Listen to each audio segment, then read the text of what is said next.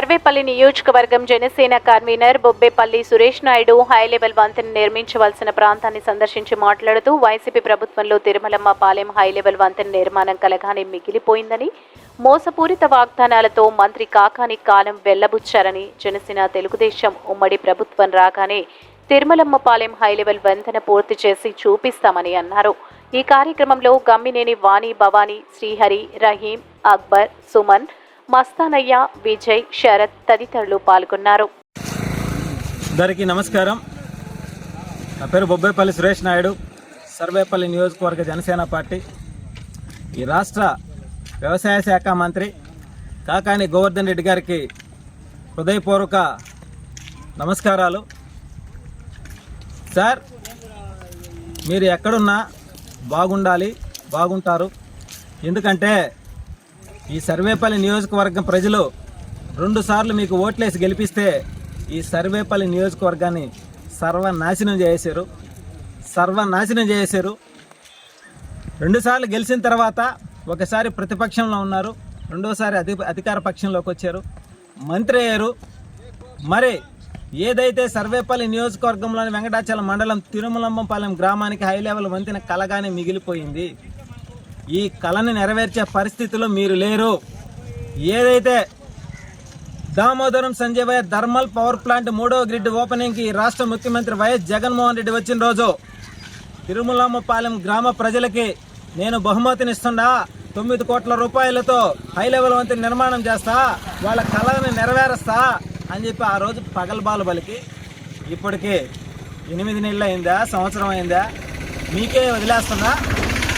ఆ తర్వాత 2 సార్లు ఈ హై లెవెల్ వంతెన నిర్మాణం చేయాలి, 9 కోట్ల రూపాయలు ఎటుపోయినాయా ఈ రాష్ట్ర వ్యవసాయ శాఖ మంత్రి కాకాని గోవర్ధన్ రెడ్డి అని 2 సార్లు ఇదే హై లెవెల్ వంతెన నిర్మాణం చేయాలని చెప్పి అడిగితే, 2వ రోజే వేటు న్యూస్లో 13 కోట్ల రూపాయలతో హై లెవెల్ వంతెన నిర్మాణం చేస్తున్నాము, వచ్చేసారు, కొలతలు వేస్తున్నారు, లోతు చూశారు, ఎడల్పు చూశారు, పొడుగు చూశారు, లావు చూశారు అని చెప్పారు. మరి అవన్నీ మాకైతే ఇక్కడ కనపడలా. మళ్ళీ ఎన్నికలు వస్తున్నాయి. మరి మీరు ఈ సర్వేపల్లి నియోజకవర్గాన్ని ఏం ఉద్ధరించారని చెప్పి మళ్ళీ మీకు ఓట్లు వేయాలా? ఈ తిరుమలమ్మపాలెం గ్రామ ప్రజలు ఈసారి ఒక్క ఓటు కూడా మీకు వేయరు. గతంలో కూడా తెలుగుదేశం ప్రభుత్వంలో సోమిరెడ్డి చంద్రమోహన్ రెడ్డి గారు శిలాపలకం వేస్తే ఆయన మంత్రిగా ఉన్నప్పుడు మరి ఆ శిలాపలకాన్ని కూల్చేశారు. శిలాపలకం పోతే పోయింది, హై లెవెల్ వంతెన నిర్మాణం కలగానే ఉండిపోయింది. మళ్ళీ ఎన్నికలు వస్తున్నాయి, ఇంకొక 5-6 రోజులకు మళ్ళీ ఎలక్షన్ కూడా వస్తుంది. మరి ఏం ఉద్ధరించారా ఈ సర్వేపల్లి నియోజకవర్గాన్ని? ఈ రాష్ట్ర వ్యవసాయ శాఖ మంత్రి గోవర్ధన్ రెడ్డి నేను ఒకటే సూటిగా అడుగుతున్నా, ఈ సర్వేపల్లి నియోజకవర్గాన్ని మీరు ఏం ఉద్ధరించారు, ఏమి అభివృద్ధి చేశారు, ఎన్ని పనులు చేశారు? ఏళ్ల మీద లెక్కలు చెప్పే పరిస్థితుల్లో మీరు లేరు, మీ నాయకులు లేరు, మీ కార్యకర్తలు లేరు. లేస్తే ఏదైనా సమస్య ఉందంటే పోలీస్ స్టేషన్లో పోలీసులను పంపించి అక్రమ కేసులు పెట్టి భయభ్రాంతులు గురి చేసే పరిస్థితిలో ఉన్నారు మీరు.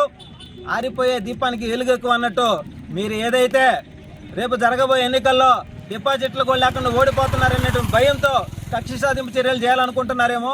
మీకు మాత్రము ఈసారి ఈ సర్వేపల్లి నియోజకవర్గ ప్రజలు కనీసం ఒక 10-12 వేల ఓట్లు కూడా పడకుండా మిమ్మల్ని డిపాజిట్లు కూడా లేకుండా గల్లంతయ్యే విధంగా చేయకపోతే జనసేన తెలుగుదేశం రేపు రాబోయే ఎన్నికల్లో ఈ సర్వేపల్లి నియోజకవర్గంలో అత్యధిక మెజార్టీతో ఉమ్మడి అభ్యర్థిని విజయకేతనం ఎగరవేయించి ఏదైతే కలగా ఉన్నటువంటి ఈ హై లెవెల్ వంతెన నిర్మాణం చేసి ఇదే హై లెవెల్ వంతెన నిర్మాణం మీద మీరు ఓడిపోయి తల దించుకొని ఈ తిరుమలమ్మపాలెం గ్రామానికి పోయే స్థితిని కానీ తీసుకురాకపోతే నా పేరు బొబ్బేపల్లి సురేష్ నాయుడు కాదు, రేపు రాబోయేది ప్రజాప్రభుత్వం కాదు. ఈ విషయం గుర్తుపెట్టుకోండి.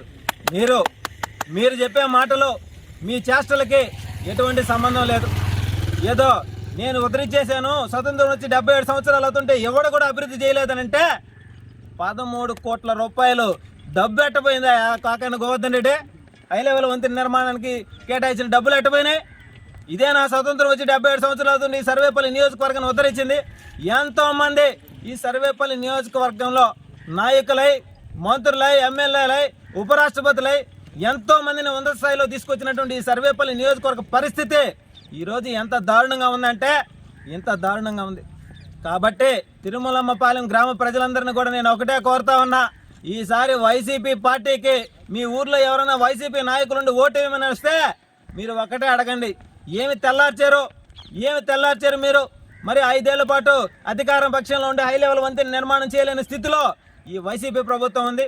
ఏదైతే మన వరదలు వచ్చినప్పుడు వరద భవనం అస్తవ్యస్తంగా ఉంది, తుఫాన్ భవనం, మరి ఆ భవనం కూడా ఒకసారి చూసాం. మరి ఆ భవనాన్ని కూడా నిర్మించే పరిస్థితి లేదు. చుట్టూ నీళ్లతో నిండిపోతే కనీసం వాళ్ళకి నిత్యావసర సరుకులు కానీ, తిండి పెట్టడం కానీ, వైద్యాన్ని అందించడం కానీ చేయనటువంటి పరిస్థితి ఈ రాష్ట్ర ప్రభుత్వం, ఈ రాష్ట్ర వ్యవసాయ శాఖ మంత్రి. మరి ఇటువంటి వ్యక్తికి ఈ తిరుమలంపాలెం గ్రామం నుంచి రేపు జరగబోయే ఎన్నికల్లో ఒక్క ఓటు కూడా పడకుండా ఆయన గుర్తు మీద 0 పడే విధంగా మీరు అందరూ కృషి చేయాలని చెప్పి మనస్ఫూర్తిగా కోరుకుంటూ, రేపు రాబోయే రోజుల్లో జనసేన, తెలుగుదేశం కలిసి ఉమ్మడి అభ్యర్థిని అత్యధిక మెజార్టీతో ఈ తిరుమలంపాలెం గ్రామ ప్రజలందరూ కూడా ఒక్క క్షణం ఆలోచించి మీ అందరి విలువైన ఓటుని వేయండి. మీ కళని నేను నెరవేరుస్తానని చెప్పి మనస్ఫూర్తిగా తెలియజేస్తూ సెలవు తీసుకున్నా. జై భీమ్, జై జనసేన.